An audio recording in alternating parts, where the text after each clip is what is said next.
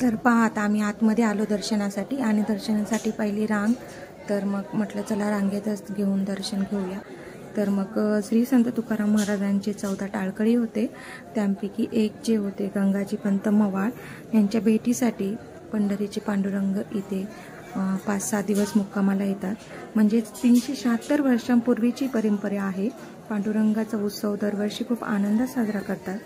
हा उत्सव माघ शुद्ध दशमी ते माघ शुद्ध पौर्णिमा या काळात साजरा केला जातो। या काळात नियमित देवाचा अभिषेक, आरती व महाप्रसादाची पद्धत असते।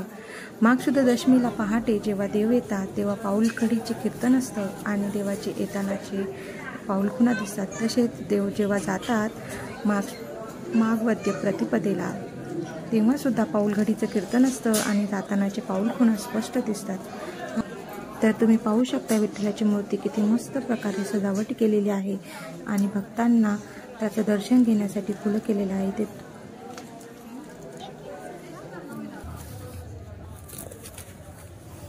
इथे भाविकांना किती छान मस्त प्रकारे दर्शन घेण्यासाठी उपलब्ध करून दिलेले आहे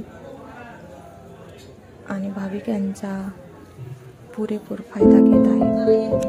तर माता इथे तुम्ही बघू शकता गंगाजी पंत लिखित जयंती 376 वर्षापूर्वीची गाथा लिहिली होती। त्याचं दर्शन सगळ्यांसाठी खुलं असतं या 5 ते 6 दिवसामध्ये।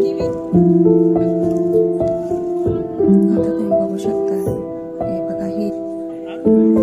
चला तर मग आजचा व्हिडिओ तुम्हाला कसा वाटला?